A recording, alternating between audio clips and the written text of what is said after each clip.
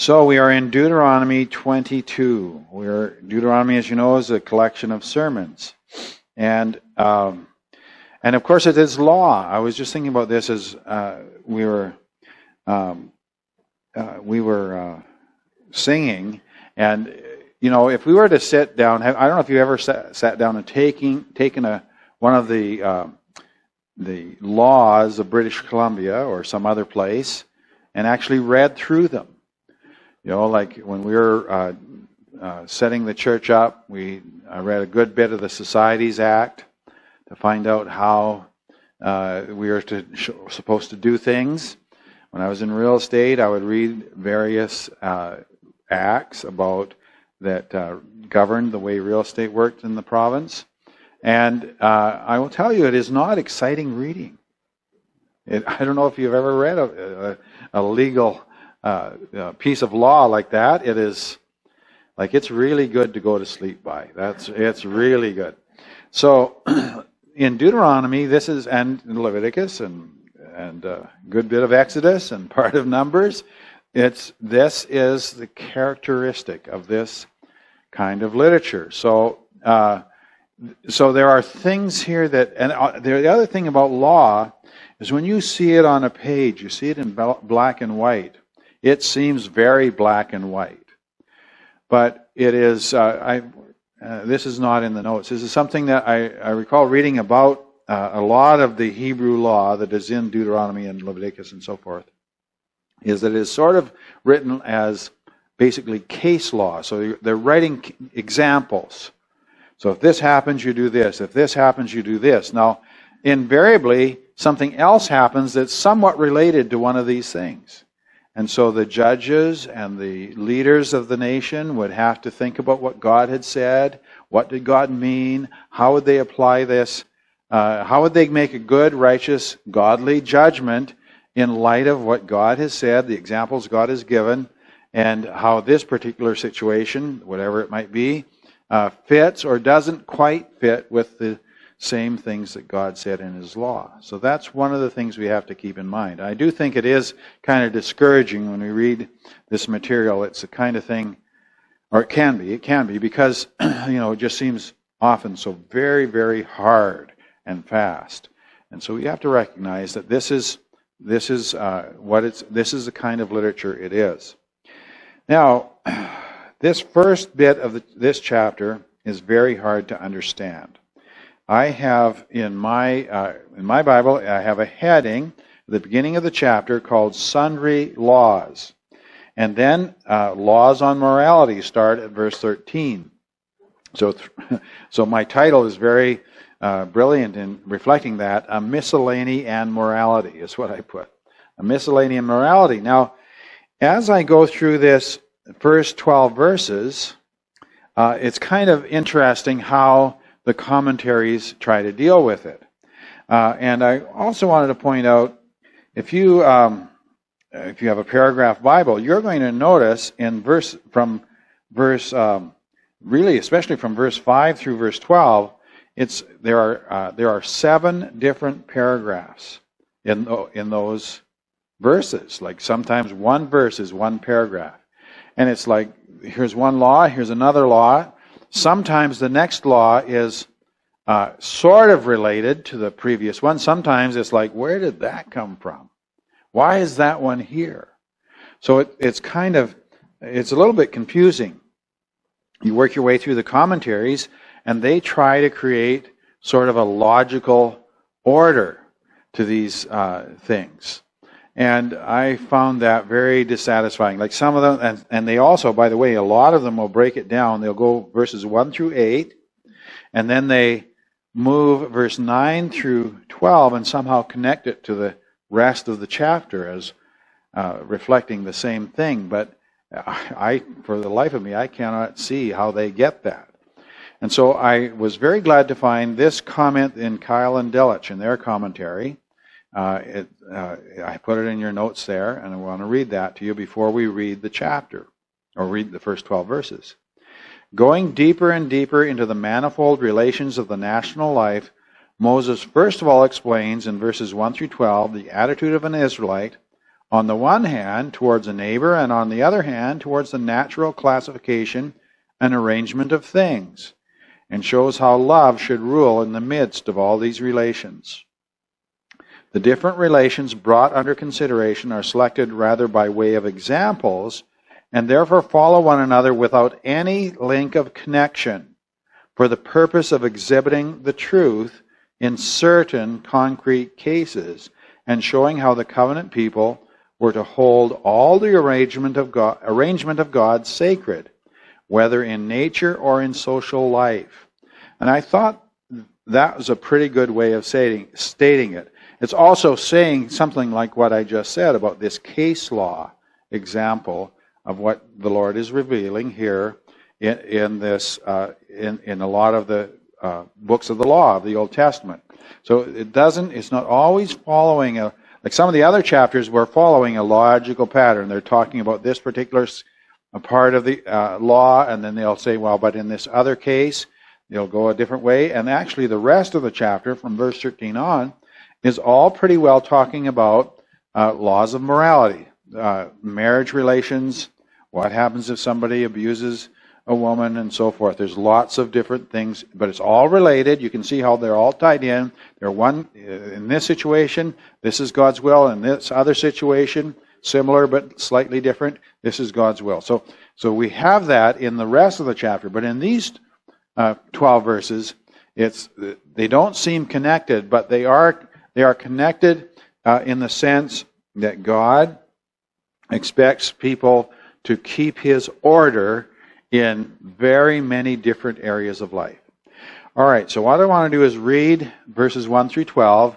Then I have basically laid out some themes. It doesn't exactly follow the order of the verses. And sometimes one verse has two different themes. So we'll read those verses. You shall not see your countryman's ox or his sheep straying away and pay no attention to them. You shall certainly bring them back to your countryman. If your countryman is not near you, or if you do not know him, then you shall bring it home to your house. It shall remain with you until your countryman looks for it. Then you shall restore it to him. Thus you shall do with his donkey, and you shall do the same with his garment, and you shall do likewise with anything lost by your countryman, which he has lost and you have found. You are not allowed to neglect them. You shall not see your countryman's donkey or his ox fall down on the way and pay no attention to them. You shall certainly help him to raise them up. A woman shall not wear man's clothing, nor shall a man put on a woman's clothing. For whoever does these things is an abomination to the Lord your God. If you happen to come upon a bird's nest along the way, in any tree or on the ground with young ones or eggs, and the mother sitting on the young or on the eggs, you shall not take the mother with the young.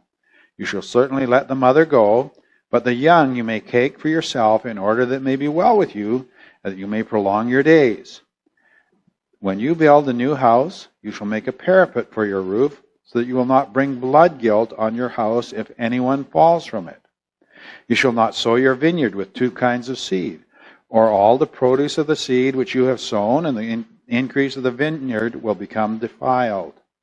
You shall not plow with an ox and a donkey together. You shall not wear a material mixed of wool and linen together. You shall make yourself tassels on the four corners of your garment with which you cover yourself. All right, so you can see how they all fit together, right? Okay, so here's the themes that I picked out of these verses. The first four verses are all, of course, one theme. Good neighborliness is what I called it. I don't know if neighborliness, is that a word? I guess it is. All right, and so verse 1 through 4, and also verse 8, that's talking about the parapet. So you put up a parapet on your house, you put a railing. We have that in our laws. If you have a deck or any kind of structure that is open to the out of doors, and it is more than whatever it is, I think is it 18 inches or is it 24? Somewhere in there. You have to have a railing because, you have to look out for your neighbor, even if you're not looking out for yourself. All right? And of course, in their constructions, that they built flat roofed houses. And so, if people are going up there, they need to have a railing or else they could be in trouble. All right, and then I put under this category orderliness and proper distinction. So the verse about men and women's clothing, the verse about the proper, don't sow your vineyard with two kinds of seed, the verse about the plowing with an ox and a donkey, and the verse about mixing, your garment can't mix two different kinds of fabrics.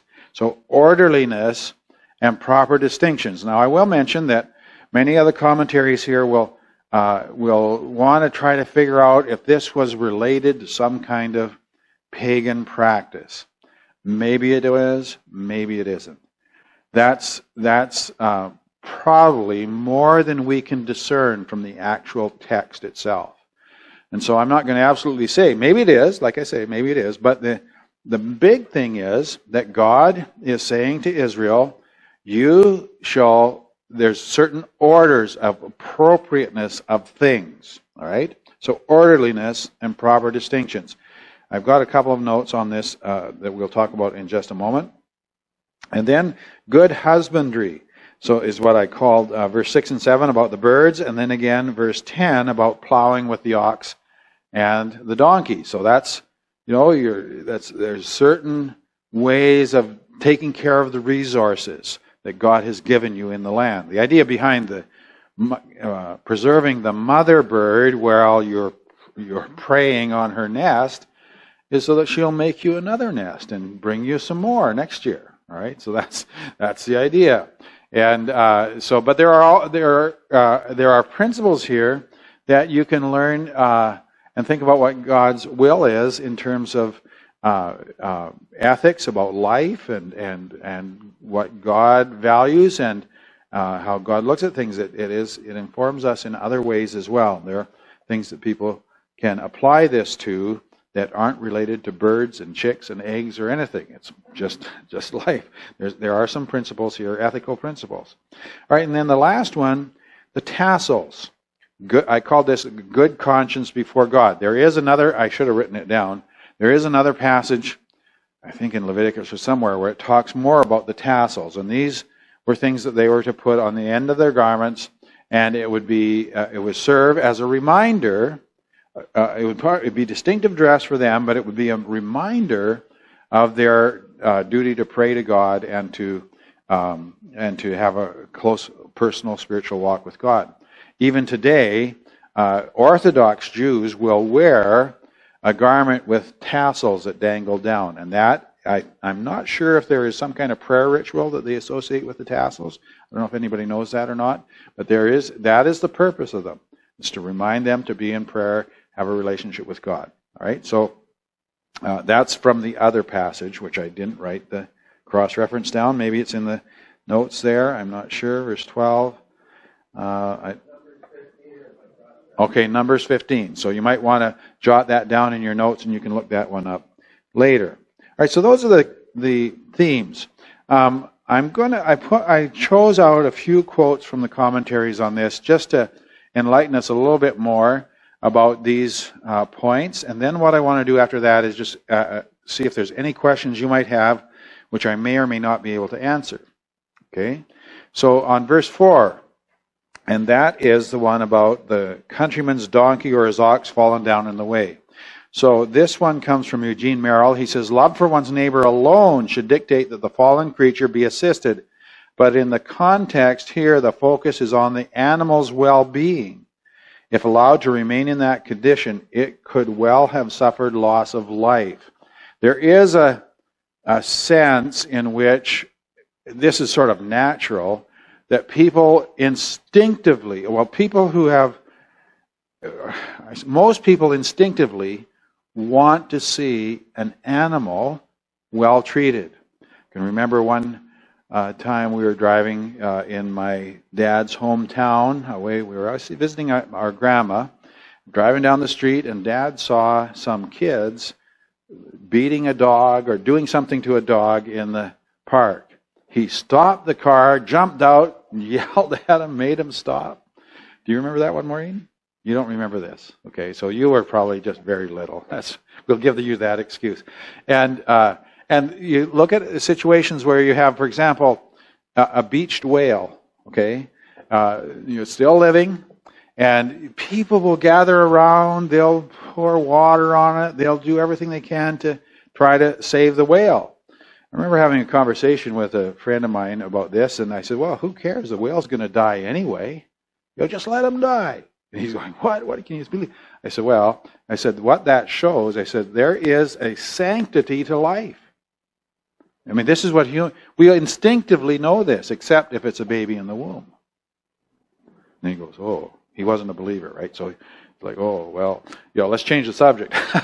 Okay, but there is something here. You see, God expects us to respect and care for life. And so this is part of his order.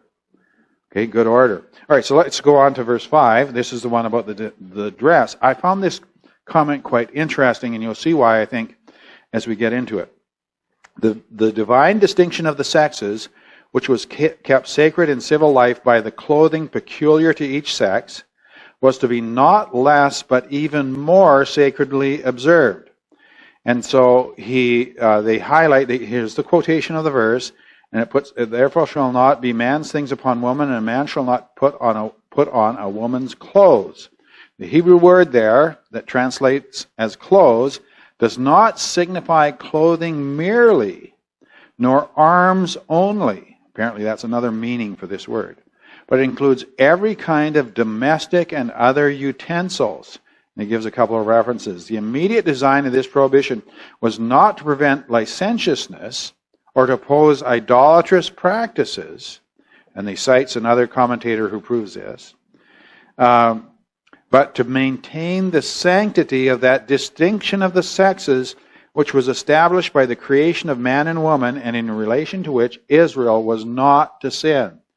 So what he's saying here, and I am not good enough in Hebrew to know for certain all of what he's saying, but he is saying that word for clothes actually means a woman's things. All right? And let's look at verse 5 again. It's translated, it says, a woman shall not wear man's clothing, nor shall a woman put on woman's clothing. Or whatever it is. I read it wrong. Nor shall a man put on woman's clothing. So what he's saying is, though, it just is things. Right? So there are certain things that are connected with men and women, that distinguish between men and women.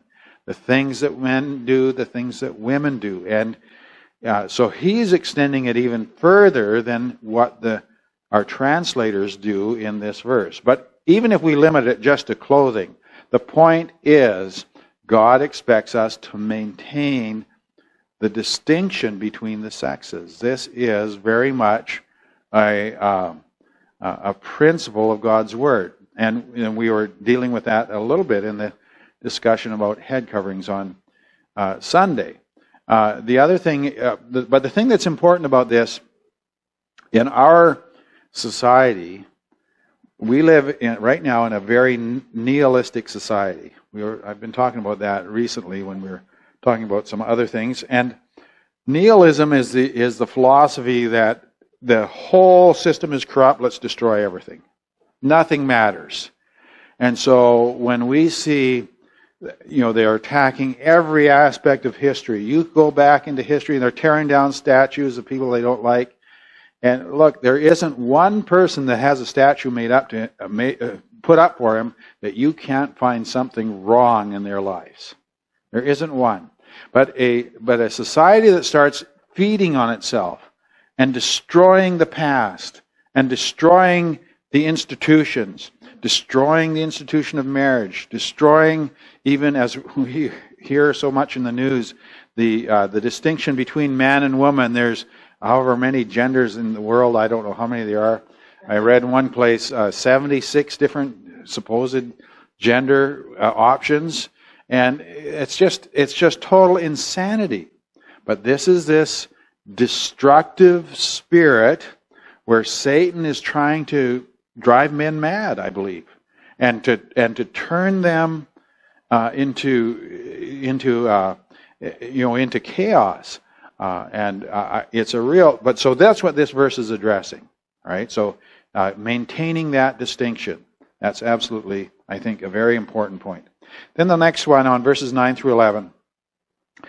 This is for the mixing, okay? The reason for this one comes from the Bible Knowledge Commentary. The reason for these prohibitions against planting two kinds of seed in a field, yoking together an ox and a donkey for plowing, and weaving wool and linen together is uncertain. They may have had a symbolic function in teaching Israelites something about the created order, or the mixtures mentioned in these verses may reflect certain pagan cultic practices. So he's giving that option. Some of the other commentaries are much more definite. They'll say, oh yes, in the Canaanite religion, the priests of their temples wore linen, whereas the Israelites generally wore garments made out of wool. So you can't mix any of that. Well, maybe, but we don't see that in the verse. I think better it is that it teaches something about created order. God wants us to keep things orderly, everything in its place. We can't mix things. I think that is a better way of looking at these verses than trying to discern from archaeology or from other outside sources whether or not it was associated with idolatry in some way. Maybe it was. Maybe that's part of it. But certainly God does want us to live orderly lives. And that is something we can learn from these verses. All right. Boy, I've taken almost all my time to talk about this. Any questions on this section so far? Anything you'd like to ask or bring up? Well, those are just practical, like the donkey and the ox. I can't imagine it'd be comfortable for either one of them. No, that's right. And they all point that out. That's right. Yeah, because donkey, they're going to pull at different rates. They pull in a different way. An ox is, more straight ahead and steady, and a donkey is whatever, I can't even imagine. How would you even get them in the same yoke? That would be, I think that goes without saying, but, man being what he is, it has to be said. Yeah, that's right. Man being what he is, it has to be said. Yes, and that's right. So that is interesting. It's an interesting verse. And sometimes we read it and say, well, yeah, who would do that? But like you say, there's always that guy, right? All right. Anything else? Any other comments or questions on this particular section? All right, Carrie. More of a question. Is there anything about mixed race? No, actually there is not. Okay, there is a later on in Deuteronomy, there is prohibition with respect to certain groups that Israel was not to marry into. But that's a whole other big question. And in fact, there are some situations where for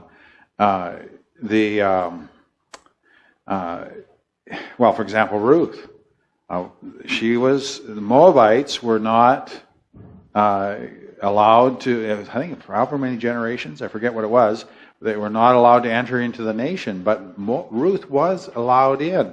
So it's a very interesting question, but it doesn't fit. It's not, but it is not prohibited as such. Moses married an Ethiopian woman, so it's not prohibited in general. Certain ones, because of certain reasons, they were not allowed, but that's the way it is. Okay, so Gordon had his hand up in the morning. Well, just saying, wasn't it more related to their religion as opposed to... Yeah, it's more related to their religion and the nearness. Okay, so some of these nations are far, far away. Once somebody has converted, then maybe that's a different story. So, and Ruth had certainly converted, that's for sure. All right, Gordon. Culture or religion, but there is only one race. Yes, that's right. Culture or religion, that's right. There is only one race. That's a very good point. It's the human race. And we seem to be losing it at the moment. All right. Okay. All right. Any other questions or comments? Okay. Well, I'm inclined to sort of wrap it up here because we've only got 5 minutes left, and I don't want to put us because this next section it's fairly long. It's all on the same theme, but I think by the time I've read the passage, we'll be out of time. So I think what we'll do is we'll leave that for next week, and we'll come back and talk about these things. Obviously, I think the rest of this has much less controversy, because laws of morality, Christians in the New Testament are taught much more about this, and it certainly is, God's will is very clear on these things. All right. I think you're trying to expatiate that really when they say garments, it's not strictly the clothing, because back home what I notice is that perhaps some churches will say, okay, maybe women should not wear what men usually wear. You quite see that in some cases you see some women wearing trousers, but yes. when you find out in this setting, yes. oh, God help you if you don't wear trousers during the snow. Yes. Yeah. Right. Okay. Okay. So, that's right. Okay. So there is. Let's go back to that one then, and just in the few minutes we have, what kind of garment should we wear? And there is an issue in amongst some Christians who will insist that women should never wear anything except a dress. Well, the problem with that is if we look back into the Old Testament garb as far as what we understand it, men were wearing things that look like dresses to us. And so it can't be that. But there is such a thing, even when it comes to our current fashions.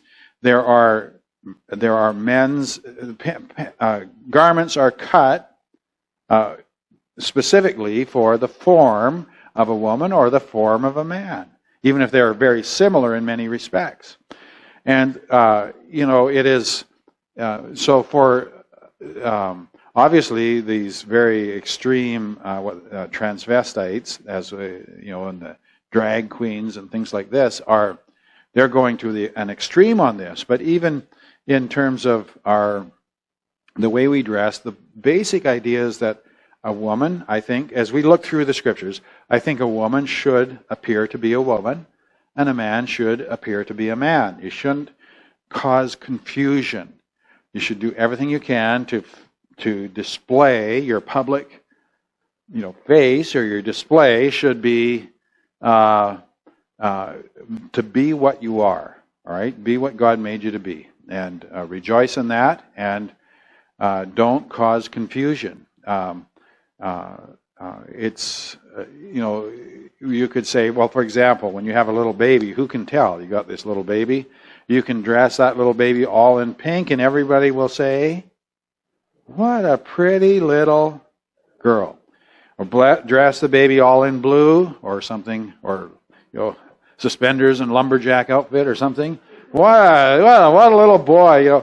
You could do that to a girl baby dressed like that, and it would confuse people. Now, I don't know any parents that want to confuse people, but what they have, right? Maybe there are some in the world. But the idea of distinctiveness, I think that's what we need to emphasize. Not so much the exact garment that, I don't think there's anything special about pants that only make it a man's garment. That seems a little ridiculous to me. All right, Gord. Yes, yeah. You're trying to overthrow the order. That's that nihilistic idea that we talked about.